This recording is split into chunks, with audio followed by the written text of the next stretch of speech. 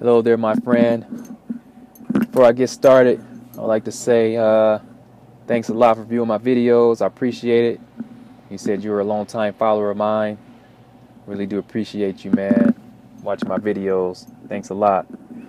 I watched a video last night about you leveling up. Uh, yeah, I understand where you're coming from, man, with that. Like, you want to level up. You just feel you want to try, but you just scared. And I was like that a little bit at the beginning, but when I first started leveling up, I was kind of nervous. But like after doing it a few times, it just it was a piece of cake. Everybody, if I knew you were Chinese, any Asian person I saw, I would take the opportunity to try to level up. So it got easier. So you have to kind of come out of your comfort zone and just try it out. Don't worry about bad experiences. I mean, I had I had two bad experiences, and out of like, I don't know, like millions of Chinese people, literally. So, like I always say in my other videos, people are generally nice. They're not going to be rude towards you because they know a lot of people know that it's tough learning a foreign language. It takes a lot of effort. So when they see a foreigner learning their language, they take pride in that, and they try to support you. Even if you don't sound right, let's say you have an accent or your tones are off, like they will still praise you and tell you, "Oh, you're so good," and you speak so well. They just try to encourage you, because they appreciate you going out of your way to learn their language. So just keep that in mind. I know it, I make it sound like it's easy. It's not easy, especially for someone who's never done it before. So I think what I need to do, I know I made some other level up videos where I just go into these restaurants and speak with people randomly, or just in a cab or wherever I was. What I'm going to do in my next level up videos, I'm still going to be going to these restaurants, like these Chinese places, to practice Cantonese, because that's one of my active languages. But I also want to try to find other situations where I have to, I can use a language that I don't have that much experience in using. Like I don't have, let's say, like I'm like really basic in the language, just to show people that even if you're not on a conversational level, or you're not on a certain level, it doesn't matter. You just practice with them. Just practice what you know. And maybe this is what I know. You said you were studying Chinese for a year. I'm not sure how much Chinese you know, but perhaps this is why you're kind of afraid to practice, because maybe you feel that your level isn't high enough.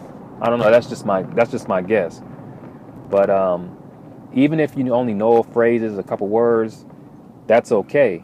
I can't stress enough how this is not a problem. This is just, think of it as leveling up. Even if you only use a couple words or phrases, you still level. That's still considered leveling up. You just gain experience. So the next time you have that, you come across a native speaker, you're not going to be afraid because you got those points from before. So you have to start from somewhere. You can't just wait until you get to a certain level and start speaking with people.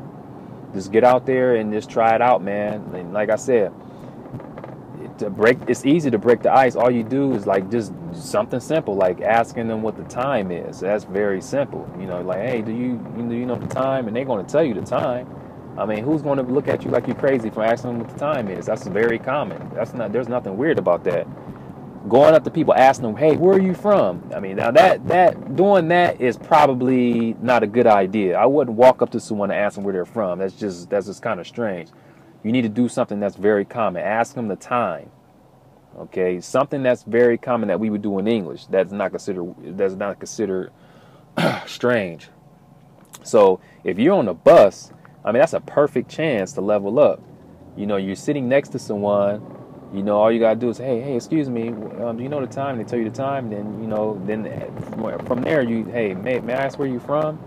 And they tell you where you're from. They tell you where they're from, and then you just start practicing with them. It's that simple. I mean, I know it's not simple at first, but once you get used to it, you do it a couple times, it's going to get addictive. You know, when we first met my friend Jamal Ichimaru-san, we used to do that all the time. We got every day we would go to restaurants, bookstores, cafes, and just level up. You know, those were like my beginning stage of Chinese. You know, I had to build it up. But doing that for so long, so many times, I got better, learned a lot. So we all have to start from somewhere. So I wouldn't really worry too much about it. Just do it. You just have to do it. Just do it. That's it. And once you do it like I said, once you do it a few times, you'll feel good about it, and you'll want to get out there again and do it. You will want to get out there and do it again. All right. I want to conclude this video here. Yeah, I just wish you the best, man. Just keep that Chinese going. It's it's good. It's great that you start learning Chinese. It's high rewarding. It's going to take you far, man. Trust me. I'll be the first person to tell you, because a lot of doors have opened up for me. Changed my life completely. A total life changer. A total life changer. You know, you know what? I need to make a video. I need to make a video titled "Life Changer," a life changing language changing my life, or something like that. I know I made some videos before, but I might need to make an update video just to put it out there for the newcomers. But yeah, that's it, man. I'm gonna let you go. Wish you the best. Keep up with the Chinese. If you have any other questions, you get stuck on anything, just let me know. I'm always here. All right, man. Talk to you soon. Take it easy.